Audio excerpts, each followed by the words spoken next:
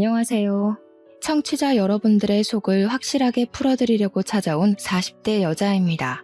이렇게 누군지 밝히지 않고도 속내를 시원하게 털어놓을 수 있는 공간이 있어서 얼마나 다행인지 모릅니다. 제가 오늘 여러분께 들려드릴 이야기는 저희 집에서 눈의 가시로 찍혀버린 박쥐 같은 우리 시어머니의 이야기랍니다. 처음에는 정말 너무너무 천사 같고 저를 예뻐만 해주시는 분이라고 생각했는데 알고 보니까 뼛속까지 이리 붙었다 저리 붙었다 하는 박쥐 근성이 있더라고요. 그럼 지금부터 제가 당하고 처치하게 된 모든 이야기를 풀어보겠습니다. 남편이랑 결혼을 하기 전부터 저는 집안의 자랑이었습니다.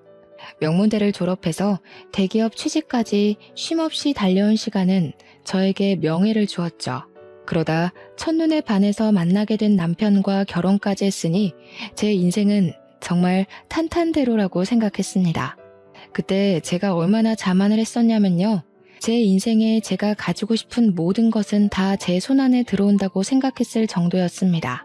아무튼 제가 결혼한다고 인사를 드리고 나서 시모가 진짜 온 동네방네에 제 자랑을 얼마나 하고 다녔는지 상상조차 하기 어려우실 정도일 거예요. 지나가는 동네 사람들이 전부 이 아가씨가 그 집 며느리니? 그 대기업 다닌다는 며느리? 하고 물어보실 정도였으니까요. 거기다가 지인분들에게도 죄다 대기업 다니는 며느리 얻어서 노후가 행복하다고 자랑을 엄청 하고 다니셨대요. 물론 우리 남편이 장남이었으니까 노후에 어느 정도 도움을 드릴 생각이 있긴 하지만 너무 자랑을 하고 다니시니까 부담이 되기도 했죠. 뭐든 적당히 하셨으면 좋겠는데 자꾸 대기업과 노후를 연관지어서 이야기하시니까 저도 많이 불편했어요. 그렇게 결혼 생활이 1년이 넘었을 무렵 저희는 아이가 생기지 않아서 고민이 많았습니다. 피임을 하는 것도 아닌데 아이가 들어설 생각이 없더라고요. 매번 맞춰서 힘을 쓰는데도 생기지 않으니 슬슬 불안하더라고요. 그래서 병원을 찾아가게 되었습니다. 최후의 보루라고 생각하고 간 거죠. 그런데 글쎄 남편의 정자 활동이 너무나도 저조하다는 거예요.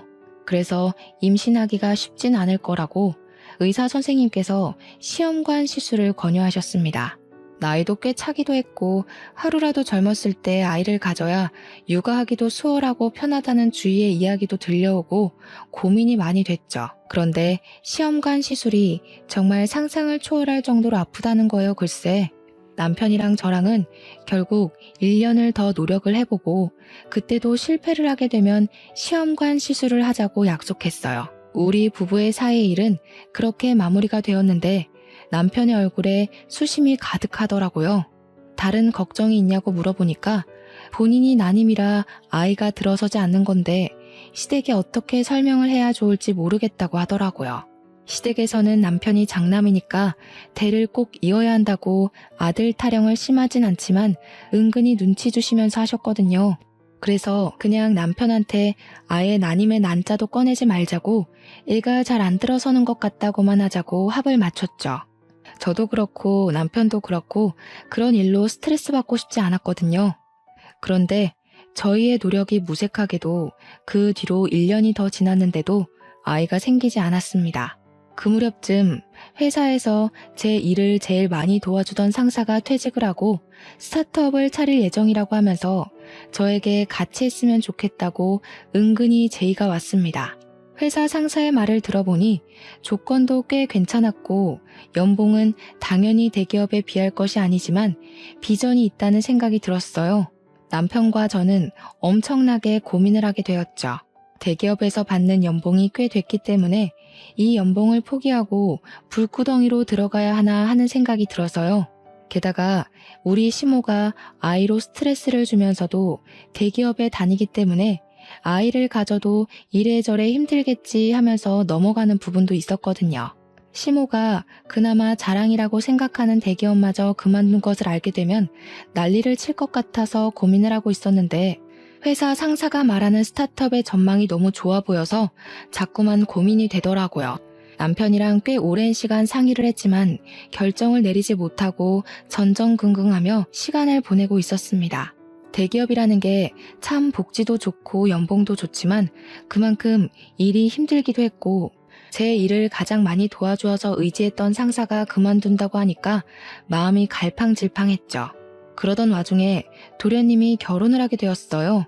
아주 급하게 식을 치르게 되었는데 혼전 임신으로 혼수를 준비해왔기 때문이었습니다. 동서가 된 사람은 피부관리실을 운영하고 있었는데 위치가 청담동 한복판에 있었어요. 생각보다 장사가 잘 되나 했더니 정말 장사가 엄청나게 잘 되는 그런 피부관리실이었습니다. 원장으로 있는 동서는 손재주가 좋은 건지 말솜씨가 좋은 건지 고객 관리도 유지도 참 잘하는 사람이었어요. 근데 우리 시모가 뭐랄까 서비스직에 종사하는 사람들을 조금 무시하는 경향이 있는 사람이거든요. 가게를 가던 콜센터에서 상담을 받던 서비스직에서 일하는 사람을 은근히 하대하는 요즘 말하는 갑질을 일삼는 사람이었죠. 그래서 솔직히 동서에 대한 걱정을 많이 했었거든요. 대기업 다니는 걸 자랑이라고 여기시는 시모가 동서를 탐탁지 않아 하면 제가 가운데서 어떤 노력을 해야 하나 고민하고 있었는데 글쎄 아주 헛된 고민이었죠. 동서가 임신을 떡하니 해서 오니까 우리 며느리 하면서 난리가 난 거예요. 그러면서 본격적으로 저한테 우리 첫째 며느리는 도대체 언제 대를 이어주려고 저러는지 모르겠다면서 대놓고 뭐라고 하시더라고요. 첫째가 임신을 먼저 했어야 했는데 순서가 아무리 없다지만 너무한 거 아니냐고요. 저야 뭐 한 귀로 듣고 한 귀로 흘렸지만 우리 남편의 속이 많이 상했나 보더라고요. 스트레스 받는다고 시댁에 가기 싫다고 하더라고요. 우리 시모는 남편한테 문제가 있을 거라는 생각을 전혀 안 하는 사람이었어요. 당연히 저한테만 잔소리를 하셨거든요. 그런데 남편 입장에서는 자기한테 문제가 있는 거니까 저한테 미안하기도 하고 좀 그랬나 봐요. 그런데 예상 밖의 문제는 또 있었어요. 본격적으로 시모가 저와 동서를 차별하기 시작한 거죠. 우리 며느리 하면서 지인들 모임에 동서만 데리고 다니기 시작한 거예요. 처음에 말했듯이 시모 주변에 시모를 아는 모든 사람들이 제가 대기업에 다니는 걸 알 정도로 제 자랑을 엄청나게 하고 다니셨다고 했잖아요. 그런데 이제는 그 모든 걸 동서한테 하고 계신 거였죠. 우리 시모가 또 발이 얼마나 넓은지 정말 모임 광이거든요. 그동안은 그런 자리에 저를 꼬박꼬박 데리고 다니셨었단 말이죠. 친구들 모임, 친인척 모임에 저를 자랑하려고 데려가서는 우리 며느리가 대기업에 다니느라 바쁜데도 나를 위해 이렇게 시간을 내어준다면서 이야기하셨어요. 그런데 그 대상이 이제 제가 아니라 동서로 바뀐 거예요. 우리 둘째가 손이 아주 야무져서 청담동에서 피부관리실을 운영하는데 연예인도 와서 받는다더라 이러면서요. 거기다가 동서한테 들었는데 지인들에게 글쎄 피부관리실에서 모임을 하자며 6명이나 데리고 가서는 공짜로 피부관리를 받고 왔다고 하더라고요. 동서가 저에게 약간 어이가 없다는 식으로 전화가 와서 설명을 하길래 저도 기함을 했죠. 아무리 며느리라지만 6명의 지인을 싹 다 데리고 와서 공짜로 관리를 받고 갔다는데 진짜 너무 뻔뻔한 거죠. 안 그래도 동서가 결혼 초에 시모랑 저를 피부관리실에 데려가서 관리를 받게 해준 적이 있었거든요. 시모는 그 호의를 당연하게 권리로 생각하신 것 같더라고요. 동서한테도 이제는 공짜로 해주지 마라. 도련님께 말씀드려서 거절 잘 하라고 했죠. 동서랑 저랑은 시모의 차별 가운데에서도 상당히 돈독한 친분을 쌓으면서 서로에게 잘 하려고 노력했어요. 동서한테 임신했으니까 선물도 이것저것 챙겨주고 그랬죠. 우리 동서 성격이 또 엄청나게 쿨하거든요. 저한테 뭔가를 받으면 절대로 입을 씻는 법이 없었습니다. 제가 동서한테 호의를 베푼 건데 자꾸 되돌려주면 나도 선물 더는 못 해준다고 이야기를 했더니 선물을 주시면 앞으로는 피부 관리를 해드리겠다고 딜을 하던 사람이에요. 자기는 절대로 받고 입 닦는 사람이 못 된다면서 다른 집들도 이러는지는 모르겠지만 동서랑 저랑 참 성격도 잘 맞고 잘 지냈어요. 시댁에서 손주 타령 엄청 하는데 손주 먼저 떡하니 안겨주는 동서한테 제가 고맙기도 했고요. 아무튼 저는 결국 그쯤 상사와 함께 스타트업에 참여하기로 결정을 내렸고 오랜 시간 몸담아왔던 대기업 생활을 청산했습니다.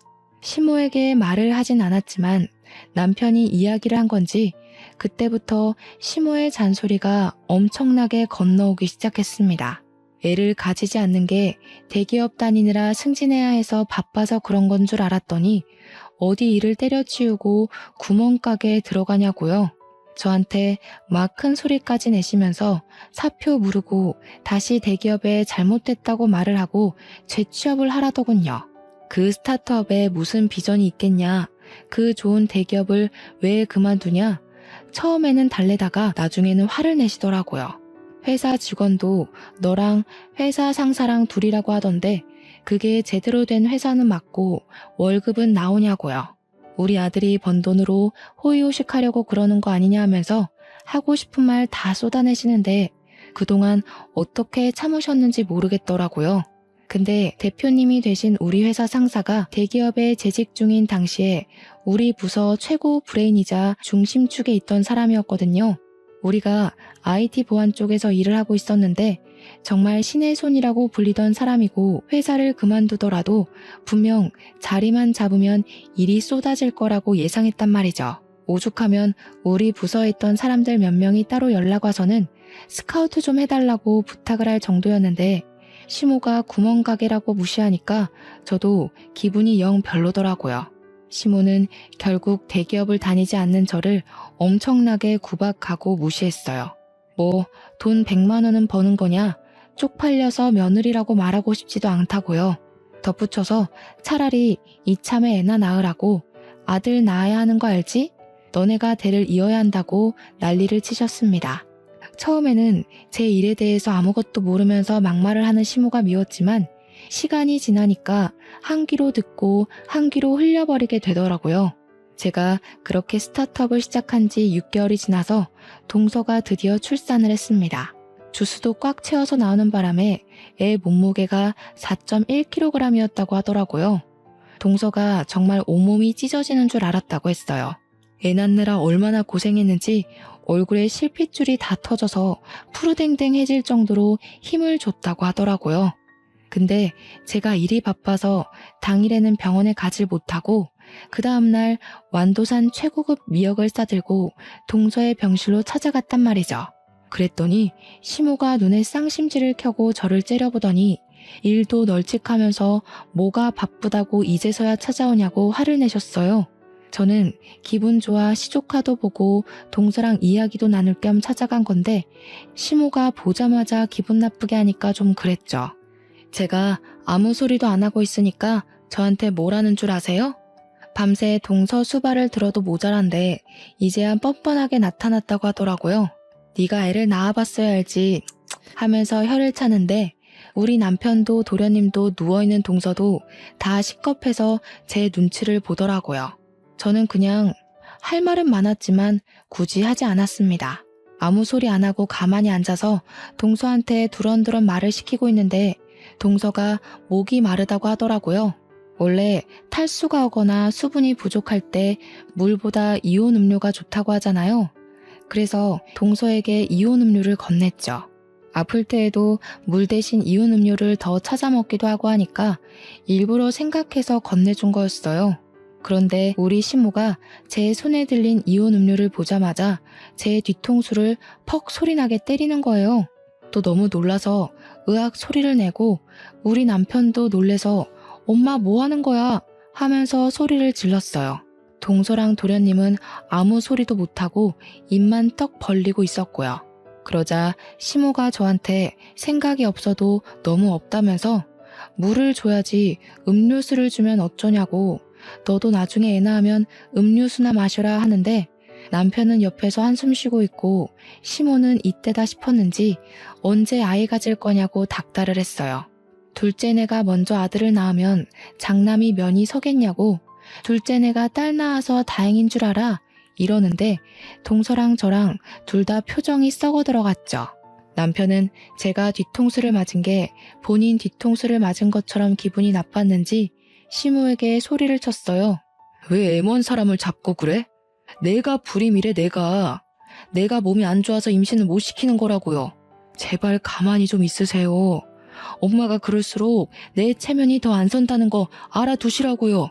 그 말을 들은 시모가 완전 어안이 벙벙한 표정으로 저를 한번 남편을 한번 번갈아 가면서 보시더라고요. 믿기지 않는다는 목소리로 이게 다 무슨 소리냐고, 웬 말도 안 되는 소리를 하고 있냐고 저한테 솔직하게 이야기를 하라고 재촉을 하시더라고요. 그래서 제가 그랬죠. 불임은 아니고 난임이라 좀 어렵대요. 그러니 남편이 다 자기가 부족해서 생긴 일인데 왜 우리 마누라 탓을 하냐고, 우리가 노력도 안 해본 줄 아냐고 시모한테 난리를 쳤습니다. 듣던 동서도 도련님도 불편했는지 제발 그만하시라고 남편을 말리기 시작했죠. 시모는 동서 병실 한복판에 주저앉아서 아니 우리 아들이 난임이라고? 애를 못 가진다고? 하면서 엉엉 울기 시작하셨습니다. 저는 진짜 동서한테 너무나도 미안했어요. 출산하고 푹 쉬어도 모자랄 판에 병실에서 이게 무슨 일인지. 남편이 시모한테 끝까지 우리 마누라한테 임신 가지고 헛소리하지 말라고 단단히 일러두더라고요. 그날 이후로 시모가 저에게 임신, 손주, 출산을 가지고 전화를 하는 일이 일절 없었습니다. 동서는 저에게 마음이 괜찮은 거 맞냐고 연락 오긴 했는데 사실 저랑 남편은 이미 어느 정도 아이에 대한 생각을 포기했던 터라 괜찮다고 했죠.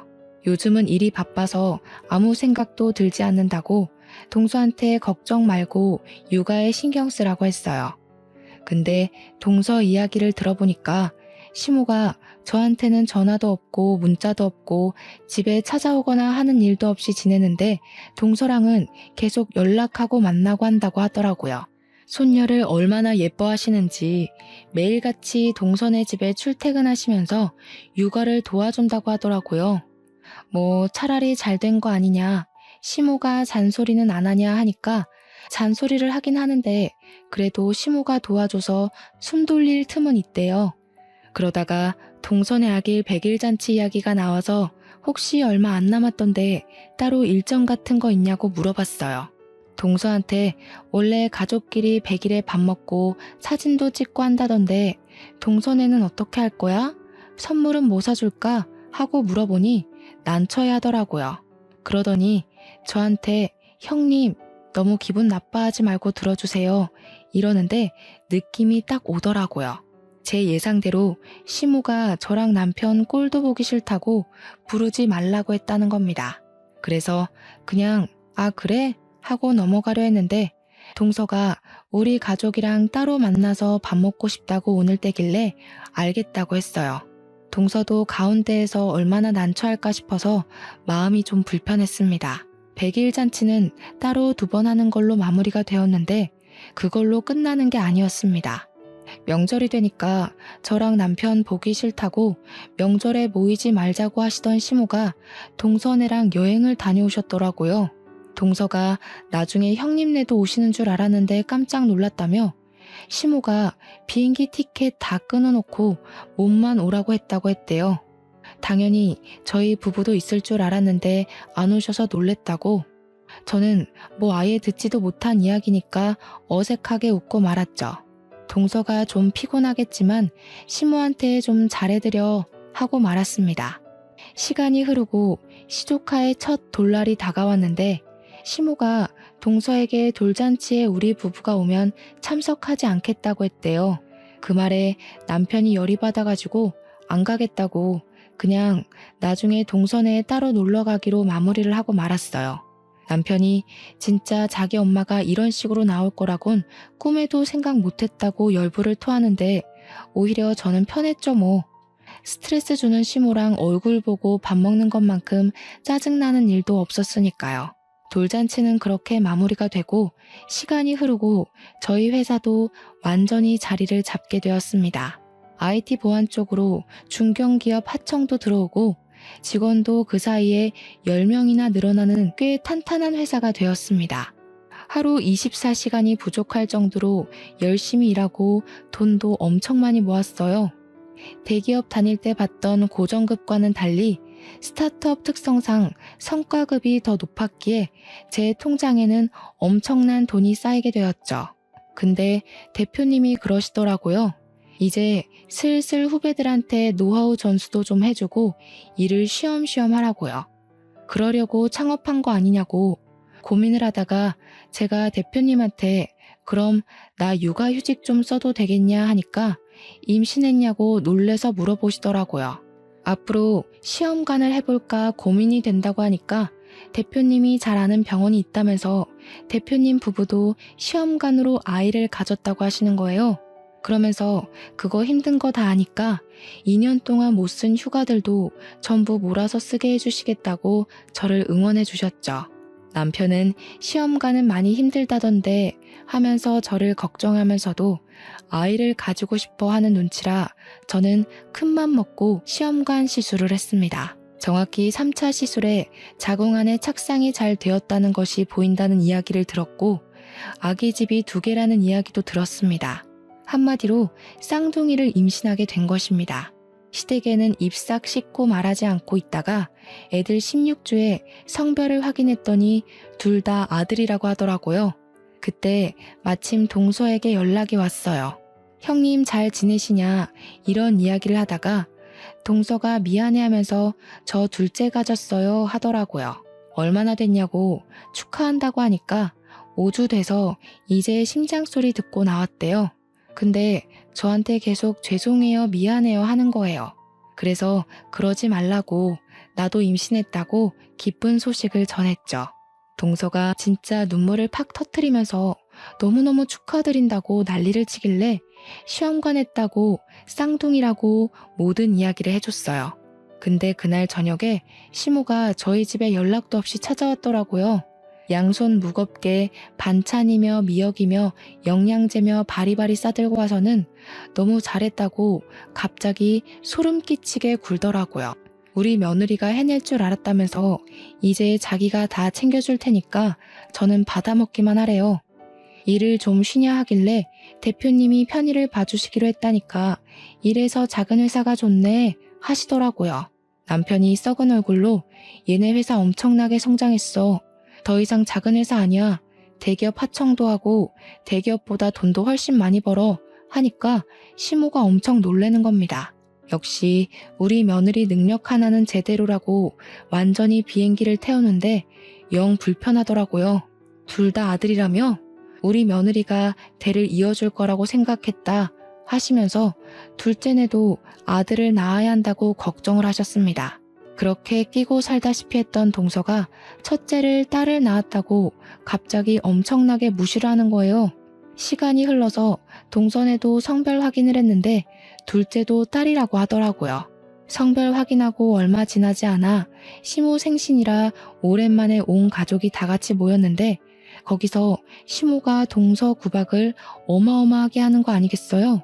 피부관리실에서 화장품 내리만지면 몸에 좋겠니? 이러면서 이야기를 하는데 그게 무슨 상관인지 모르겠더라고요.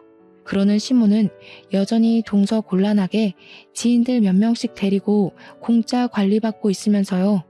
아무튼 둘째도 딸이니 저 집안은 셋째 언제 낳아서 어떻게 키우냐고 애 셋 키울 돈은 버냐고 무시를 하더라고요. 딸 둘 낳아도 충분한데 아들을 왜 꼭 낳아야 하는지. 그러면서 우리 첫째 며느리는 돈도 잘 벌고 아들도 한 번에 둘이나 생겼다고 둘째네는 뭐가 모자라서 저러는지 모르겠다 이러면서 대놓고 동서한테 구박을 주는데 완전히 제가 당했던 그대로를 겪고 있더라고요. 서방님이 보다 못해서 아니 여태 우리 둘째만한 며느리 없다고 할 때는 언제고 이제 와서 딸 가졌다고 구박을 주냐고 뭐라고 했어요. 엄마 그러다가 노년의 며느리들한테 호되게 당할 수가 있어요 하면서 남편도 은근히 뼈있는 이야기를 던졌고요. 입을 삐죽거리는 시모한테 서방님이 요즘은 딸 낳는 게 복인 거 몰라요? 하는데 시모가 서방님 등짝을 짝소리나게 때리는 거예요. 어디 형네 듣는 데서 그런 소리를 하냐고. 아들이 최고지. 너네도 봐라. 내가 아들만 둘 낳은 게 축복인 걸 왜 몰라? 하시더라고요. 당연히 딸인 저랑 동서 얼굴이 완전히 썩었죠. 제 배가 점점 불러오고 임신 7개월째가 되어서 다리도 퉁퉁 붓고 쌍둥이인지라 몸이 2배로 무거워서 힘든 시기를 보내고 있었어요. 그런데도 자꾸 저를 밖으로 불러내는 거예요. 시모가 시도 때도 없이요. 운동도 좀 하고 그래야 하는 거 아니냐면서 친지 모임, 친구들 모임에 다시 저를 막 끌고 다니기 시작했습니다. 어머님 지인분들이 저에게 첫째 며느리 오랜만이네, 둘째 며느리만 데리고 나오더니 무슨 일이야? 하면서 은근히 궁금해 하시더라고요. 집안 속사정까지는 제대로 모르시는 건지 저한테 무슨 일이 생겨서 그동안 모임에 안 나온 줄 아시더라고요. 시모가 우리 첫째가 아들을 쌍둥이로 가졌다면서 하고 있는 사업이 얼마나 대단한지 아냐면서 글쎄 회사에서 우리 며느리 좋다고 큰 자리 하나 주겠다고 했다지 뭐야, 이러고 자랑을 하시더라고요. 저는 가뜩이나 임신 중이라 살도 많이 찌고 배도 많이 눌려서 소화도 잘 안 되는 마당에 시모의 자랑질 때문에 체하는 줄 알았어요. 그렇게 이리저리 난데없이 끌려다니다가 임신 8개월을 좀 넘겨서 갑자기 양수가 터진 게 아니겠어요? 그날을 생각하면 아직도 아찔합니다. 시모에게 끌려가서 미용실에서 머리를 하고 있었어요. 어차피 출산 전에 한번 다듬을 예정이긴 해서 군소리 없이 시모를 따라갔는데 이상하게 배가 너무 아프더니 양수가 터지고 만 거죠. 구급차를 부르고 아주 그냥 난리를 치고 병원으로 이송돼서 조산으로 아이를 낳게 되었습니다. 쌍둥이들은 충분히 그럴 가능성이 있다고 하더라고요. 애들은 바로 신생아 중환자실로 들어가서 심장 박동이랑 그런 거 체크하고 저는 완전히 몸져 누워 있었거든요. 갑작스럽기도 하고 출산이 진짜 힘들기도 했고요. 우리 남편이 헐레벌떡 병원에 소식 듣고 오자마자 시모한테 막 뭐라고 난리를 치더라고요. 안 그래도 막달이라 조심해야 하는데 산모를 끌고 미용실에 가는 게 말이 되는 행동이냐면서요. 근데 시모가 엄청 뻔뻔하게 우리 며느리 출산 전에 한번 꾸며주려고 그랬다고 둘이 제 병실에서 싸우더라고요. 시끄럽다 하고 있는데 우리 동선에도 소식을 듣고 찾아왔어요. 동서 뛰지 마, 조심해야지 하는데 너무 축하한다면서 꽃바구니를 사왔더라고요. 근데 시모가 그 꽃바구니를 보자마자 병실에 신생아가 올라올 수도 있는데 꽃가루라도 마시면 어떻게 하냐고 소리를 꽥 지르는 거예요. 그러더니 동서 손에 들린 꽃바구니를 바로 바닥에 던지고는 동서 뒤통수를 퍽 소리 나게 때린 거 있죠. 네가 딸만 낳아서 모르나 본데 꽃가루가 아기들한테 얼마나 위험한 건지 아니? 네 머릿속에는 생각이라는 게 없니? 요즘 너 때문에 정말 내가 창피해서 얼굴을 못 들고 다니겠다. 동서는 시모한테 머리를 맞았다는 게 충격이었는지 눈물을 줄줄 흘리고 있었고, 서방님은 이 상황이 어이가 없는데 콧김을 팍팍 뿜으면서 동서를 끌어안았어요. 저는 누워서 그 꼴을 보는데 마치 제 과거를 보는 듯한 기분이 들더라고요. 그때는 내 뒤통수를 시원하게 때리더니 정말 이제야 시모가 손버릇 자체가 나쁜 사람이라는 걸 체감했죠. 동서 보는데 제가 다 미안하고 출산하고 나와서 정신없는 와중에도 눈물 흘리는 동서를 보면서 시모에게 화를 냈어요. 아니 어머님, 동서가 뭘 그렇게 잘못했다고 그런 행동을 하세요? 입이 있으면 말을 해보세요. 미안한데 저도 어머님 뒤통수 칠 수 있거든요? 제가 지금 쳐드려요? 시모는 제 입에서 그런 말이 나올 줄 상상도 못했다면서 어찌 시모한테 그런 말을 할 수 있냐고 어이없어 했죠. 우리 남편도 떨어진 꽃바구니 주워서 잘 올려두고는 시모한테 엄마 당장 나가라고 하면서 시모를 밀면서 쫓아냈어요. 저는 동서에게 일부러 더 꽃 선물 받고 싶었다. 우리 남편도 안 해온 선물인데 너무 고맙다. 꽃이 예쁘다고 계속 이야기를 해줬죠. 그러니까 뒤통수 맞고 울고 있던 동서가 그제야 저한테 얼굴이 많이 상했다고 출산하느라 힘드셨죠 하면서 말을 걸더라고요. 아니야 괜찮아 하는 순간에 시모가 병실 문을 열고 벌컥 들어오더니 또 소리를 치는 겁니다. 야, 첫째가 얼굴 상한 걸 봤으면 화장품이라도 챙겨와서 피부 관리를 좀 해주던가. 너는 생각이 없어도 너무 없다. 하는데 진짜 제가 지쳐서 대답도 못하고 한숨 쉬면서 남편만 바라봤어요. 제발 좀 치워달라는 표정으로 보고 있으니까 남편도 연을 끊을 기세로 시무를 째려보고 있더라고요. 결국 제가 나서야겠다 싶어서 지쳐서 이야기를 했습니다. 그냥 제가 못 씻어서 그런 거예요, 어머님. 저 너무 힘드니까 이제 돌아가세요. 그랬더니 우리 아들 낳은 며느리 힘들면 안 되지 하면서 푹 쉬라고 자긴 집으로 가겠다고 하시면서 나가더라고요. 진지하게 우리 시모 인성에 문제 있다는 생각을 하게 되었죠. 저는 조리원도 잘 갔다 왔고 육아휴직도 냈는데 대표님이 쌍둥이니까 육아휴직도 2배로 주시겠다고 하시더라고요. 대신 집에서 급한 일 생기면 일주일에 1~2번 정도만 일을 도와달라고 하셨습니다. 곰곰이 생각해보니까 미치는 장사는 아닌 것 같더라고요. 일주일에 1~2번 정도 일을 봐주고 육아휴직 2배면 좋은 것 같았어요. 일주일에 1~2번 일하는 것도 1~2시간이면 끝날 일이라고 했고요. 저는 집에서 쌍둥이를 보느라 정신없고 우리 친정에서도 도와주고 시모가 도우미도 보내주었어요. 그렇게 2달하고도 며칠이 더 흘렀을 때 동선에도 아이를 낳았는데 첫째 아이가 이미 있었잖아요.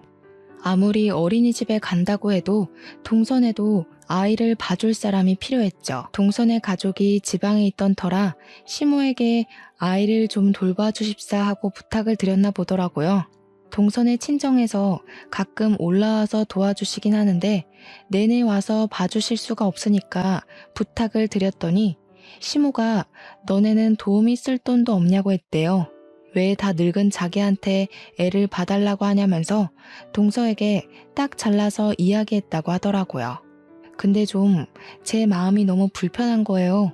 물론 제가 쌍둥이를 낳긴 했지만 도우미도 불러주시고 우리 집에도 맨날 오셨거든요. 우리 손자들 봐야 한다고 아들들이 얼마나 대차게 생겼는지 장군감이라면서 딸이랑은 차원이 다르다고 제가 동서한테 너무 미안해서 오죽하면 남편 시켜다가 동선에 반찬이랑 국 같은 걸 해다 바치기까지 했다니까요. 동서도 저한테 시모가 너무 박쥐처럼 굴어서 짜증난다고 했고요. 물론 저도 그렇게 생각하고 있어서 동의를 했죠. 해도 너무한 것 같은 거예요. 제가 임신 못한다고 했을 때는 그렇게 저를 구박하더니 아들 낳았다고 제가 최고라고 하는 게 너무 속보이고 재수없었죠. 세월이 흘러 저는 육아휴직도 끝이 났고 아이들도 3살이 되어서 어린이집에 다니기 시작했습니다. 그동안 틈틈이 회사 일을 놓지 않은 덕분에 복직하고 나서도 무리 없이 잘 적응해서 다니고 있었어요. 우리 동서는 피부관리실을 계속 운영하고 있었는데 어느 날 공중파 TV에 엄청 유명한 연예인이 자기 일상을 공유하는 프로그램에서 우리 동선의 숍에 간 게 나온 거예요.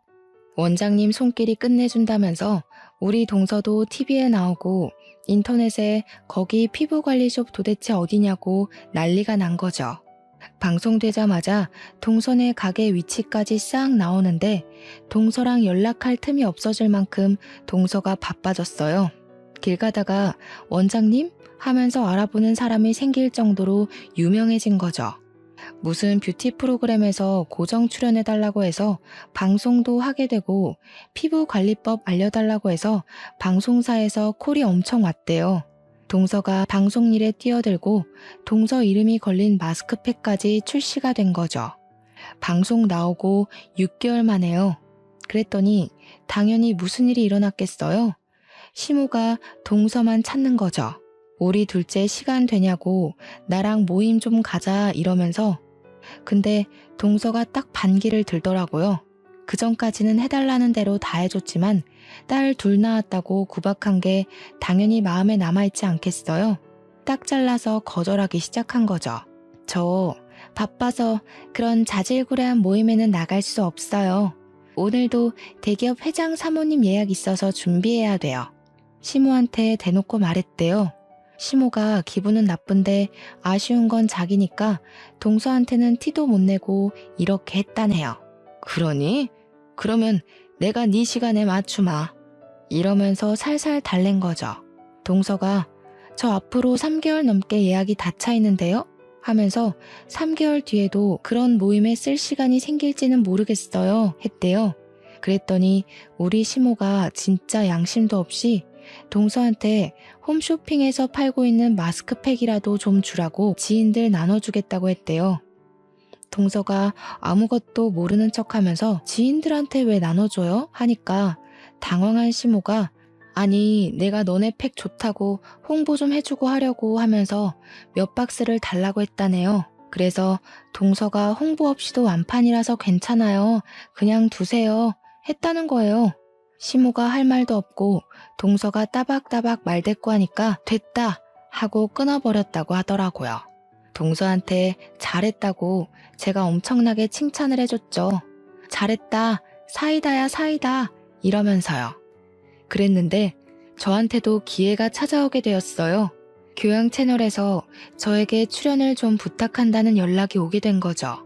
그때가 한창 막 인터넷 보안 관련해서 보이스피싱에 패킹 이런 게 매일같이 뉴스에 방송되던 시절이었거든요. 제가 또 IT 보안 업체에서 일을 하고 우리 대표님이 그런 데 나서서 인터뷰하시는 걸 워낙 싫어하시는 분이라 저한테 나가라고 시키더라고요. 상사가 하라는데 제가 거기서 싫은데요? 할 수가 없어서 인터뷰도 엄청 열심히 하고 설명도 최대한 귀엽게 사람들이 이해하기 쉽도록 설명을 했어요. 그게 방송에 나오고 기사로도 막 뜨고 길 가다가 알아보는 사람은 없어도 업계에서 꽤 유명해졌단 말이죠. 그리고 어르신들이 그 방송을 많이 시청하셨나 봐요. 시모 지인들이 저를 알아보고 시모한테 어머 첫째 며느리 아니냐고 호들갑을 떤 거죠. 시모가 저한테 연락이 와서는 같이 모임에 나가자고 엄청나게 조르더라고요. 근데 우리 동서가 싫다고 딱 잘라 거절을 했는데 저라고 거기 떡하니 나가면 되겠어요? 제가 일을 하는 사람인데 어떻게 시간을 마음대로 빼고 출근을 하고 말고 할 수 있을까요? 이 업계에서 난다긴다 하는 사람들 24시간 일한다고 해도 무방해요 하면서 시간 없어요 하고 거절을 했더니 제 시간에 맞추겠다고 하시더라고요. 그러면 금요일 새벽 1시쯤 어떠세요?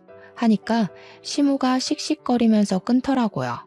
그렇게 저랑 동서는 완전히 시모의 연락을 싹 무시하고 평온한 일생을 보내고 있었습니다.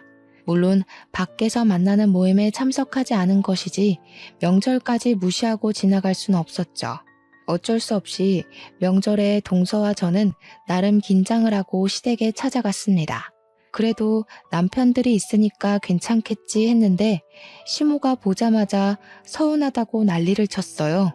어떻게 시애미가 면 한 번 살려달라고 부르는데 코빼기를 한 번도 안 비치니? 그러면서 저희한테 며느리들이 해도 너무한다고 시애미 늙었다고 무시한다고 손가락질을 막 하는 겁니다. 우리 남편이랑 서방님도 이게 다 무슨 소리냐고 저희한테 영문을 몰라 물어보았죠. 아들들이 자기 편 들어주는 줄 알고 시모가 아니 친구들 모임에 얼굴 한번 비추라고 했더니 오지를 않더라. 마스크팩 좀 달랬더니 안 주더라. 이러면서 고자질을 막 하는 거예요 글쎄. 그랬더니 남편이랑 서방님이 뭐라고 한 줄 알아요? 가뜩이나 바빠서 힘들어 죽겠다는 안사람들을 왜 그런 하찮은 모임에 부르냐고 화를 내더라고요. 우리 마누라들 그런 자리에 부르지 좀 말라고 누가 누구 면을 세워줘야 하냐고 며느리들이 그런 존재냐고 소리를 쳤어요. 다른 집들은 며느리들 바쁘니까 시모가 와서 애도 봐주고 밥도 해주고 한다는데 우리 집은 왜 이 모양 이 꼴이냐고 남편도 서방님도 그동안 쌓아두었던 것들이 꽤 많았는지 시모한테 별말을 다 하더라고요. 엄마 때문에 우리가 이혼남 됐으면 좋겠어? 하니까 그제야 이혼은 무슨 이혼이냐고 헐레벌떡 이야기를 하시더라고요. 시모가 아니 뭐 맨날 부른 것도 아니고 어쩌다 한번 오라고 한 거라고 꼬리를 팍 내렸죠. 그래서 저도 이때다 싶어서 이야기를 했습니다. 저는 어머님께서 손주 못 낳는다고 구박하고 대기업 그만뒀다고 쪽팔린다고 하시길래 제가 어머님 면 살려드릴 일은 없는 줄 알았어요. 어머, 형님도요? 저도 딸만 둘 낳아서 아무짝에도 쓸모없다고 하시길래 그런 줄 알았죠. 저희가 가면 어머님만 더 곤란해지시는 거 아니에요? 쐐기를 박는 한마디를 날리니까 우리 시모가 글쎄 아무 소리도 못하고 당황해하면서 눈알만 굴리더라고요. 그날 이후로 뭐 동서랑 저한테 모임에 나와라 이것 좀 해달라 말도 못하시고 그냥 별일 없냐 잘 지내냐 많이 바쁘냐 건강 챙겨라 하면서 본론은 못 꺼내고 안부만 주야장천 물어보시면서 눈치를 보시더라고요. 저랑 동서가 말 그대로 문전박대를 해버렸으니까 자기도 예전처럼 강요를 못하는 거죠. 근데 이걸로 저희가 뒤통수 맞았던 지난날의 서름이 풀리지가 않더라고요. 그래서 동서랑 아예 시모도 모임에 나가지 못하게 만들어버릴까 싶어서 둘이 작전에 모의했습니다. 시모에게는 우리 둘 다 모임에 나가드리겠다고 하니까 좋다고 날짜랑 장소랑 알려주시더라고요. 모임에 나가니까 시모 지인분들 쫙 앉아 있으셨는데 저희를 보자마자 며느리들이 너무 똑똑하고 예쁘고 재주도 좋다고 칭찬이 막 나오고 있었어요. 우리 시모가 어깨가 완전히 치솟은 게 보이더라고요. 그래서 동서랑 지금이 타이밍이다 싶었죠. 예쁘게 봐주셔서 감사해요. 그런데 우리 어머님께 저는 별 볼 일 없는 며느리예요. 제가 대기업 퇴사했다고 엄청 싫어하셨거든요. 제가 우리 어머님한테 뒤통수까지 맞았잖아요. 어머님, 저 이렇게 성공할 거라고 생각 못 하시고 제 뒤통수 친 거 맞으시죠? 우리 어머님 손버릇이 고약한 건 오랜 지인분들이니까 다 아시죠? 마음에 안 들면 바로 손부터 나가니까 다들 뒤통수 조심하셔요. 아, 그렇죠, 형님. 저도 딸만 둘 낳았다고 어머님께 뒤통수 맞았잖아요. 다짜고짜 때리셔서 얼마나 놀랐었는지. 어머님 아시죠? 이제 저희 남편이랑 아주버님이 어머님이랑 인연 끊겠다고 하셨잖아요. 누구든 어머님이랑 연락만 하면 그 사람 휴대폰 부숴버릴 거라고 신신당부를 하더라고요.